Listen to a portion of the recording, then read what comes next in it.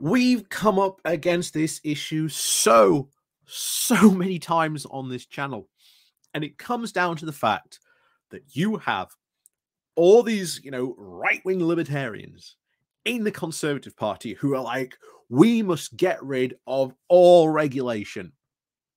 And it comes up in interviews. Oh, yeah, we get rid of regulations and it'll be done. It'll be fantastic. But they never actually want to have the conversations about regulation or what specific types of regulation they want to get rid of. Because if you have that conversation, then part of it must be, first of all, why those regulations were brought in the first place. And also, if you get rid of those regulations, what are the consequences going to be? Because they're never ultimately going to be good, because obviously it goes back to that first point. You have to look, why were these regulations brought in the first place? And at the moment, the government is talking up getting rid of a load of banking and investment EU regulations that are going to lead to absolute chaos. There is no plan to replace them. Many of these regulations were brought in, of course, in the wake of the 2008 financial crisis, which was in part very much the creation of that entire sector, who created that entire crisis themselves. So the idea that we are going to get rid of these regulations should, first of all, be incredibly worrying. And of course, as you've seen a lot of probably economists talk about, not only on Twitter, but elsewhere, they're saying this is going to be bad.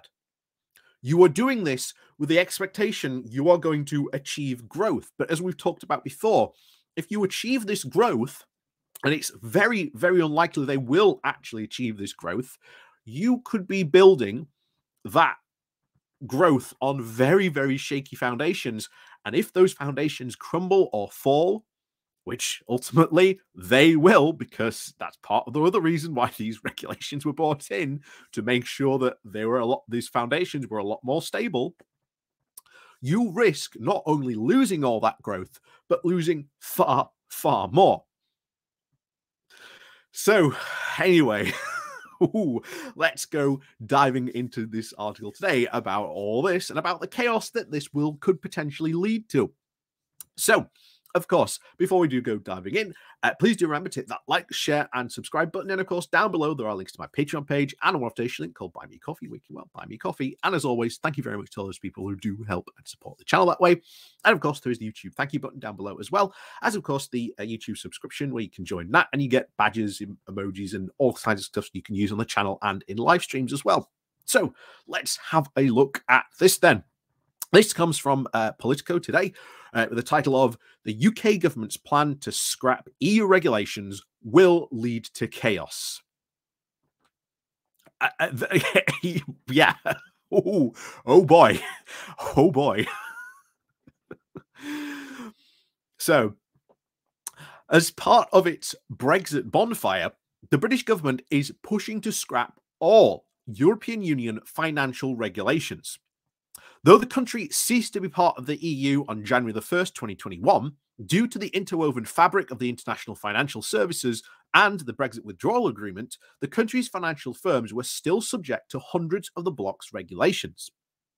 Talk of scrapping the EU regulations began when Chancellor Rishi Sunak announced his landmark Financial Services and Markets Bill in 2021, which was finally tabled in the United Kingdom's Parliament earlier this year.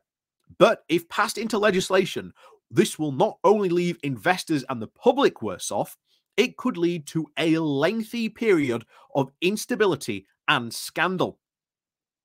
This bill would give the British government the powers to rip up all existing EU financial regulations, including the Markets in Financial Instruments Directive and Solvency II Directive for the insurance sector, as well as the package retail investment and insurance products, and replace them with UK-made ones or none at all.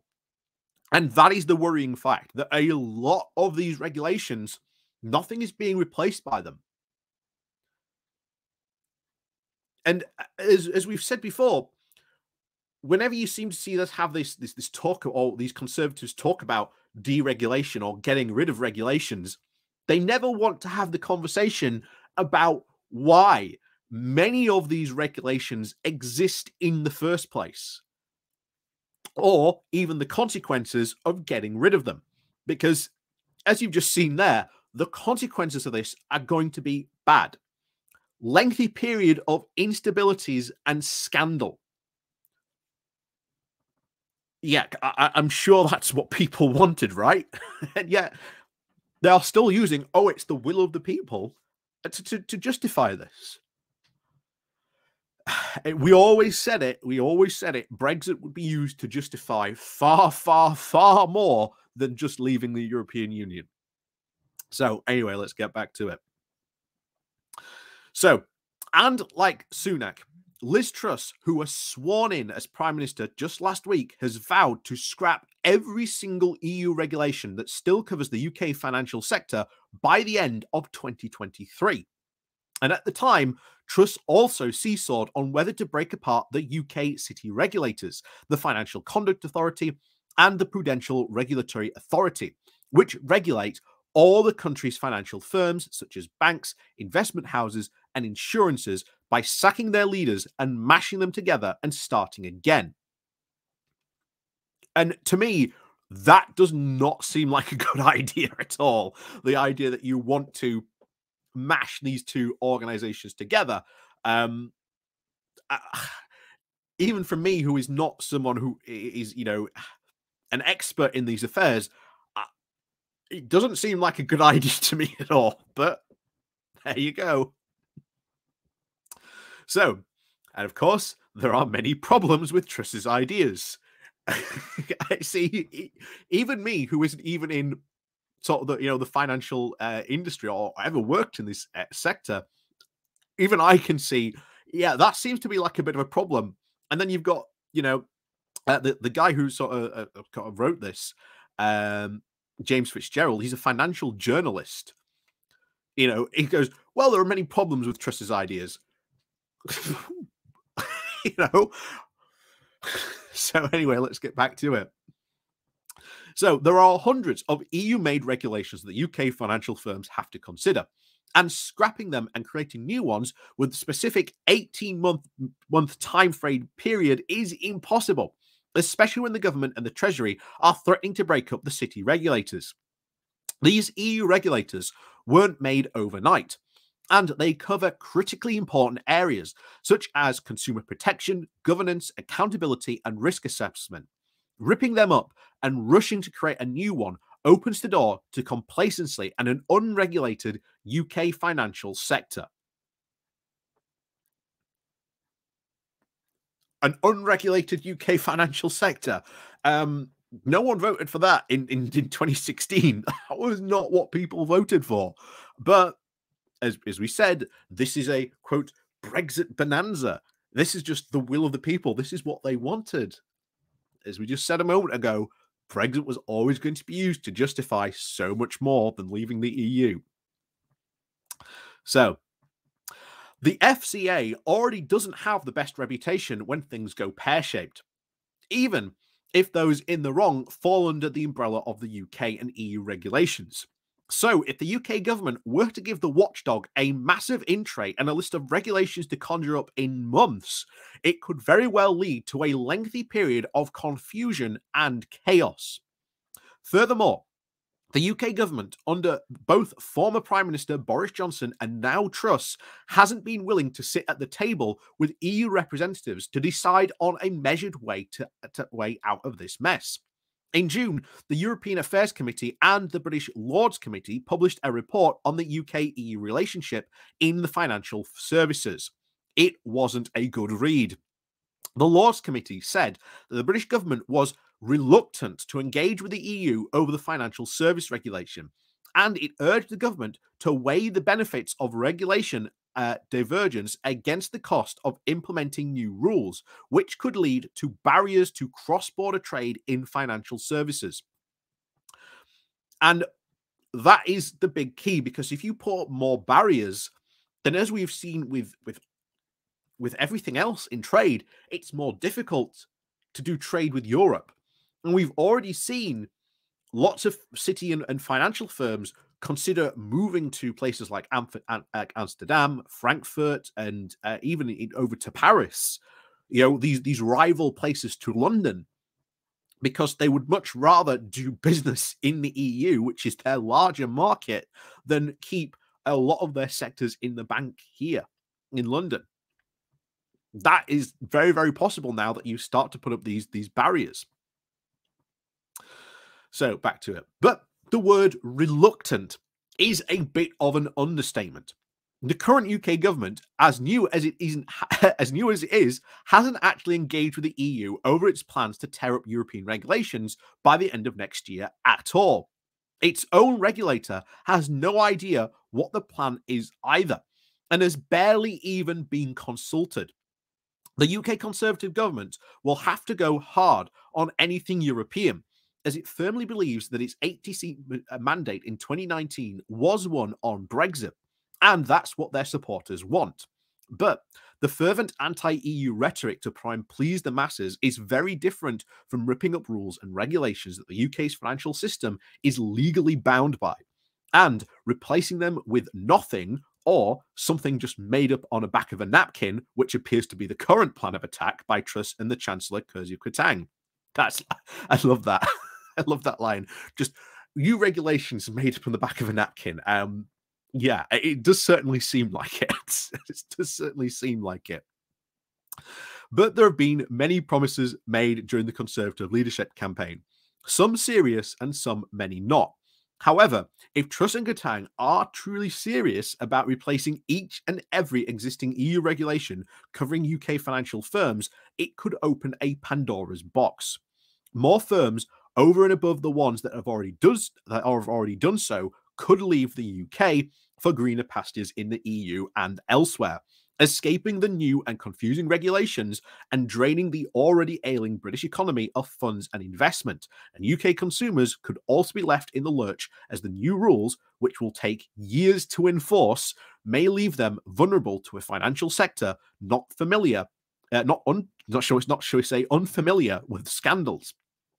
Since the beginning, the entire Conservative leadership race has been a completely unserious affair, focused solely on the Tory membership.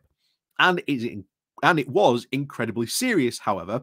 It is now burning down the UK financial services sector, one of the few things still standing post-Brexit, and just to appease the right-wing, Brexit-obsessed core of the Tory party. And I worry about this more than anything else, because if you get rid of this sector and you do this, this can lead to so many other bad outcomes. Remember, it was the almost collapse of the banking sector in America that sort of led to the 2008 financial crisis. And as you've seen, as if you've probably seen a lot of other people talking about this, that if there is sort of a fall in the sterling or UK banks start to collapse, who's going to come to their rescue? We're not in the EU anymore, so we can't really rely on the EU. America's doesn't really care either.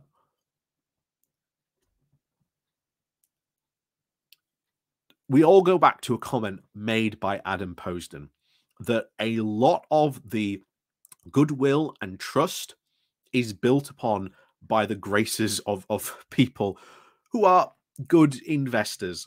And unfortunately, we have burnt a lot of those that goodwill. A lot of that goodwill. And if we were to ever get into a serious economic disaster, and unfortunately, every single economist out there says that it could be very, very likely, things could go from bad to not only worse, but to extremely worse. And given the ideas that sort of Truss and Kwarteng are putting forward, this could just accelerate things even faster and make things even worse. And especially when you've got a regulator that has been told by the government that it's going to tear up all these EU financial regulations and has no idea what exactly the government's plans even are, let alone, as it was said in the article, could take years to actually enforce. So very, very worrying times ahead indeed. So, as always, thank you very much for watching. And of course, please do remember to press that like, share, and subscribe button on your way out. And of course, down below, there are links to my Patreon page and a donation link called Buy Me Coffee, where you can, well, buy me coffee. And as always, thank you very much for watching. And of course, we'll see you all next time.